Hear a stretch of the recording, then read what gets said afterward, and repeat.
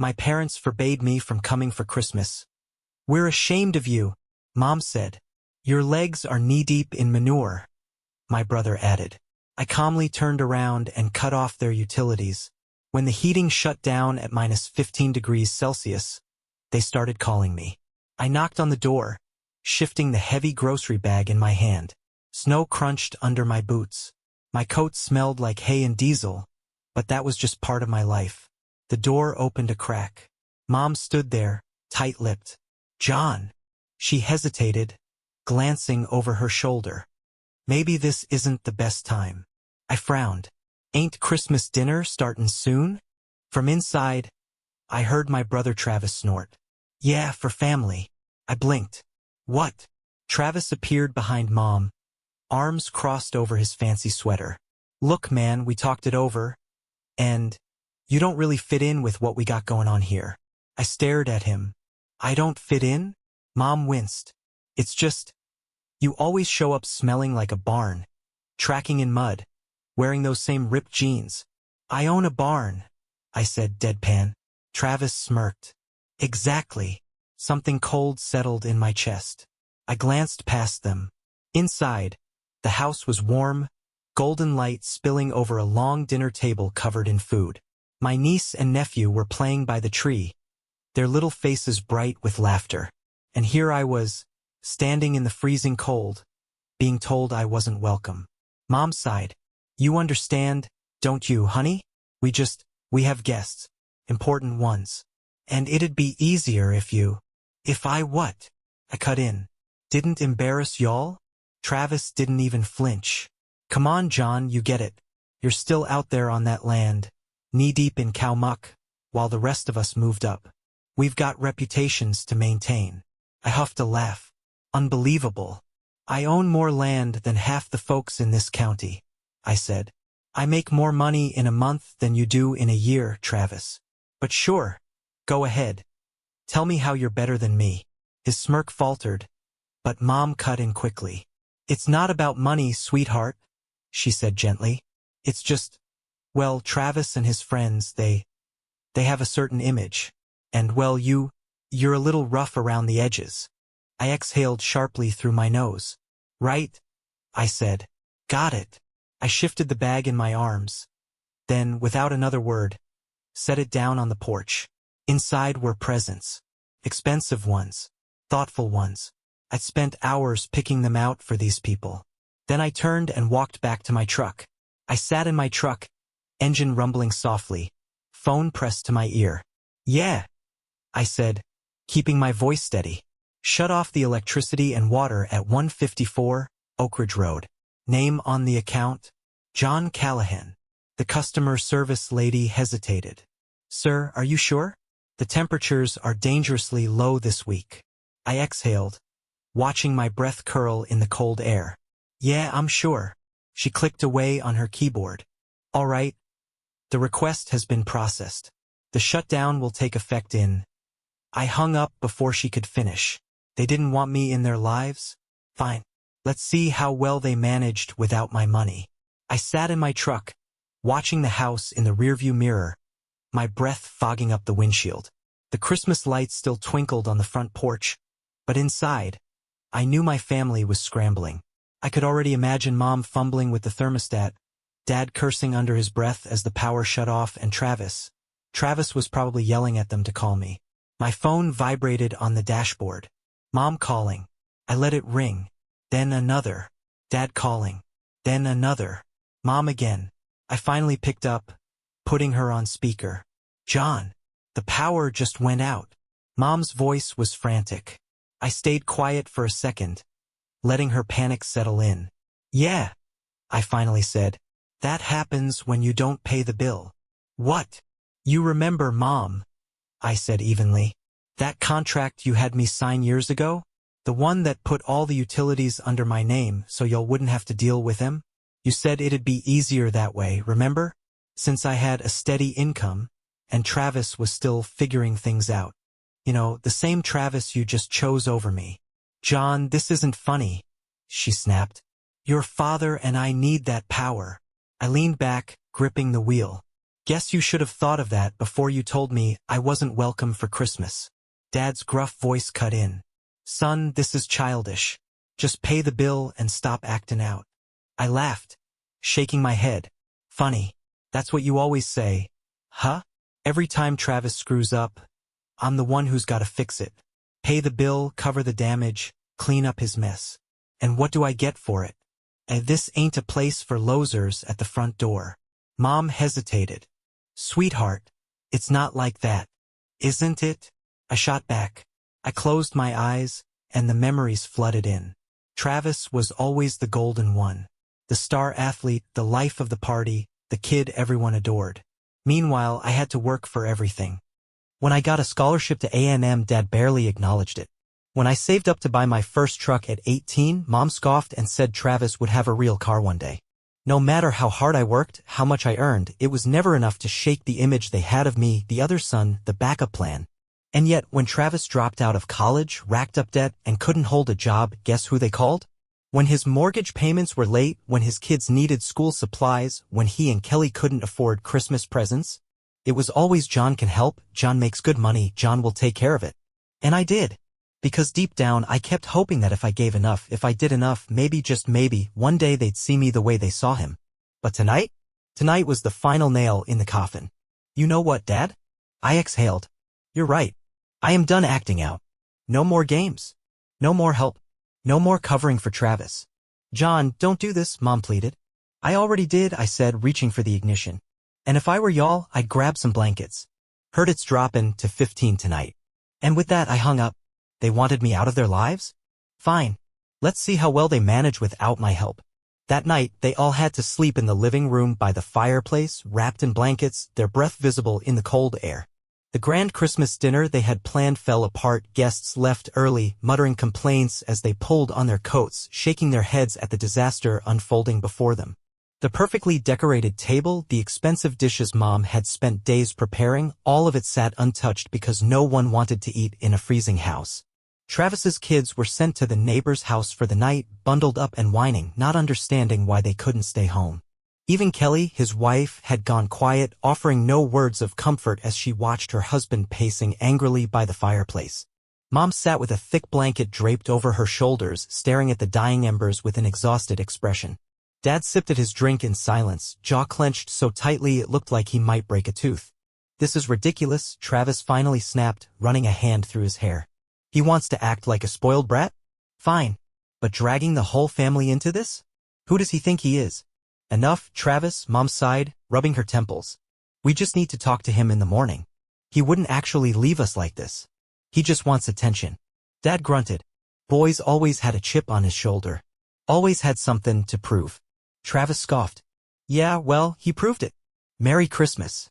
Morning came and my phone rang. Mom calling. I let it ring. Then Dad. Then Mom again.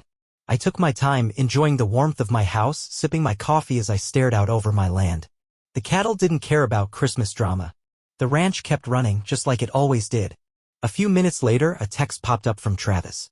Travis, you happy now? You ruined Christmas. Hope it was worth it. I chuckled, shaking my head. Yeah, it was. Then another call. This time I picked up. John. Mom's voice was hoarse, exhausted. Do you know what you've done? We spent the whole night freezing. The kids had to go to the neighbors. The guests all left early. You ruined Christmas. I let the silence stretch for a second, then took another slow sip of my coffee. I didn't ruin anything, I said finally. I just stopped paying for it. Dad's voice came next, sharp and cold. Enough of this nonsense. You've made your point. Now turn the power back on. I smirked. No. Mom let out a shaky breath. John, please. You can't just do this to your own family. I barked out a short laugh. Family? I echoed. That's rich, comin' from the people who locked me out on Christmas Eve. Guess that only counted when y'all were the ones doing it, huh? You're being dramatic, Mom tried. Am I? I shot back. Because from where I'm sittin', all I did was finally treat y'all the way you treat me. You know well that's not true. Dad growled. I leaned back in my chair, stretching out my legs. All right, let's go over this real slow then, I said, my voice smooth and even. You needed someone to handle the bills? I did it. You needed the heat fixed? I covered it. You needed someone to make sure Travis's kids had a good Christmas every single year? That was me too. And what did I get for it?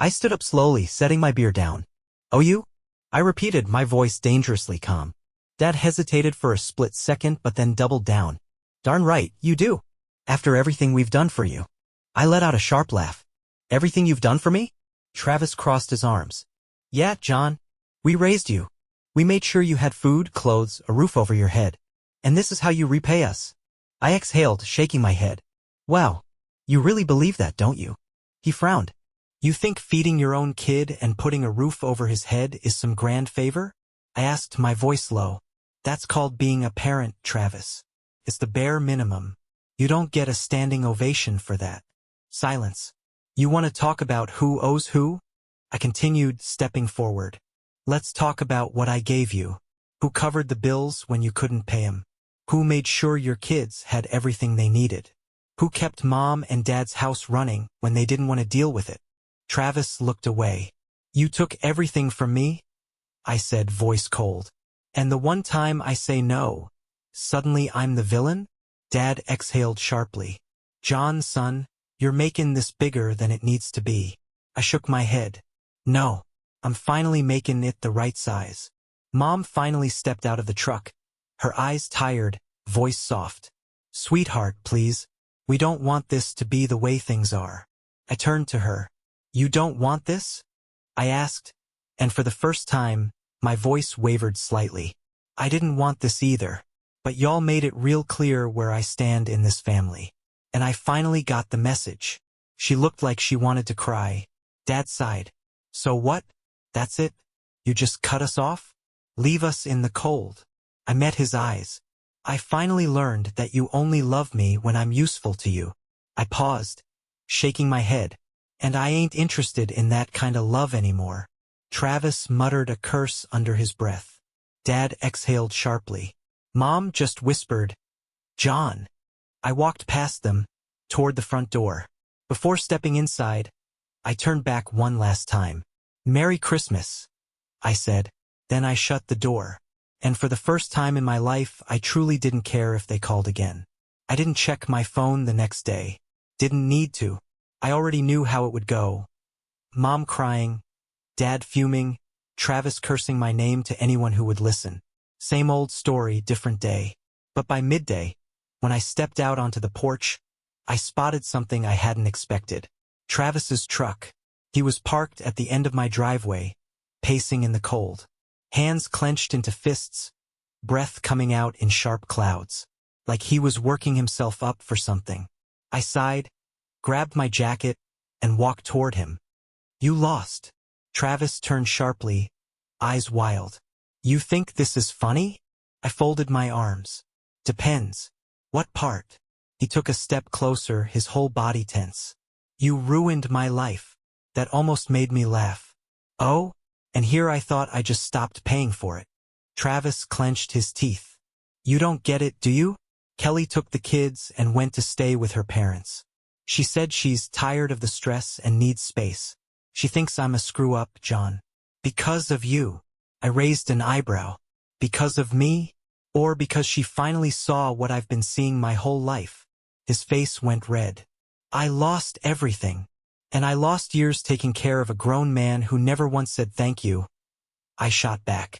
Forgive me if I don't feel sorry for you. Travis was breathing hard, shoulders rising and falling like he wanted to fight me right there in the dirt. I tilted my head. Go on then, I said. Take a swing. See if that fixes your problems. For a second, I thought he actually would. His fists clenched so tight his knuckles turned white. But he didn't. Because deep down he knew. He needed me more than I ever needed him. His shoulders sagged. Just turn it back on, man, he muttered. Fix this. No. He looked up sharply. No. You heard me, I said. I'm done cleaning up your mess. His face twisted in frustration. We're family. I let out a short laugh. Funny how that only matters when you need something. Travis opened his mouth, then shut it. For the first time in his life, he didn't have a comeback. He just stood there, his anger shifting into something else. Panic. Because this time, he realized I wasn't bluffing. You don't mean this, he said, shaking his head. You can't. I do, I said simply. And I can. The wind picked up, biting through our coats. Travis looked away, scuffing his boot against the dirt. Dad's really mad, he muttered. Mom won't stop crying. I exhaled through my nose. Not my problem anymore. His head snapped back up. It is your problem. You're the reason they're suffering. I scoffed. No, Travis. You are. You and Dad with your arrogance. Mom with her excuses. You're all real good at pointing fingers, but not one of you ever stopped to ask why I had to be the one keeping everything together in the first place. Travis ran a hand down his face, his frustration boiling over. Fine. You want me to say it? You were the responsible one. The one who worked hard. The one who actually had money. That's why it was your job to help. I narrowed my eyes. No, Travis. That's why it was easier to dump it on me. Doesn't mean it was right. Silence. The weight of my words seemed to hit him then. His breathing slowed. His shoulders dropped. He knew I was right. Finally, he let out a bitter laugh. You know, Dad always said you had a chip on your shoulder. That you were jealous of me. I huffed a quiet laugh. Jealous of what? The handouts? The constant failures? The way Mom and Dad treated you like the second coming of Christ, no matter how bad you screwed up. Travis flinched. I shook my head. Nah. I was never jealous of you, Travis. I pitied you. His jaw tightened. You really mean that? I do, I said. For a long moment, he just stood there, staring at me as if trying to recognize the brother he once knew. The one who always caved. Always forgave. Always took the fall. But that John was gone. Finally, he exhaled and took a step back. Fine, he muttered. You want to do this? You want to walk away? Already did. Travis looked like he wanted to say more, but instead, he just shook his head, turned, and climbed into his truck. The tires kicked up dirt as he peeled out, disappearing down the road. I didn't watch him go. I turned around, walked back up the porch, and shut the door. For the first time in my life, I wasn't the one losing something. I was the one letting go. Update, well, that escalated quickly. Wow. I did not expect this post to blow up the way it did. I've been reading through the comments and I see that a lot of people have very strong opinions on what I did. Some of you think I went too far.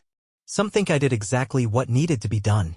And some of you think I'm the worst person to ever walk the earth. So let's address some of the biggest comments I've seen. You left your own parents to freeze? What kind of person does that? Alright, let's get one thing straight, I didn't leave them to freeze. I turned off the power, yes. But their fireplace was working just fine and they had plenty of blankets. No one was in danger. If I really wanted to be cruel, I could have done this in the middle of a snowstorm or during an actual emergency. Instead, I chose to do it when they had plenty of options. Also, let's not forget, they were the ones who told me I wasn't welcome on Christmas. They made it clear I wasn't part of the family. So why should my money be? You could have just talked to them instead of pulling a stunt like this. Oh, you sweet summer child. Do you really think I never tried to talk to them? I spent years trying to set boundaries, trying to explain that I wasn't an ATM, trying to tell them I couldn't keep covering everything. You know what happened? Every single time I was met with guilt trips, manipulation, and empty promises that things will change. You know what finally made them realize I was serious? This. They didn't care when I was exhausted from work, struggling to balance my own expenses. But the moment they had to experience even a fraction of what I dealt with for years, suddenly it was a crisis. You should have just cut them off permanently instead of playing games. I get why some people feel that way, but here's the thing, I didn't want to cut them off forever. I just wanted them to finally understand what I'd been dealing with. And guess what? It worked. What happened after? Since a lot of people have been asking for an update, here's how things played out after my last post. On the third day, I turned the power back on. I had no intention of leaving them in the dark forever. I just needed them to get a taste of what life without my financial help would be like. And when I did turn it back on, you know what happened? Nothing bad. No one went bankrupt. No one lost their house. You know what actually happened? They simply adjusted. Turns out, my parents did have enough money to cover the bills, they just didn't want to. They had been using my money to afford luxuries while letting me handle the boring essentials like heating and electricity. Once they realized I wasn't going to be their safety net anymore, they simply started living within their means. They still had a nice house. They still had food on the table. The only difference? They weren't living off of me anymore. And here's the kicker, after about a month, my parents actually apologized. Mom called me and admitted that they had taken me for granted. That they had let Travis influence them too much. that they had been wrong. And honestly, that meant the world to me. For the first time in years, it felt like they actually saw me as more than just a wallet. But did it last? Now here's the part where you all get to place your bets. Because after a few months of peace, guess what started happening? The calls. The little comments. "Oh John, we're just a little short this month. Could you cover the water bill? Just this once." At first, I ignored it. Then, when it didn't stop, I reminded them what happened the last time they tried to treat me like an ATM. They backed off. For now. So, what do you all think? Will history repeat itself? Or did they actually learn their lesson? Place your bets, Reddit.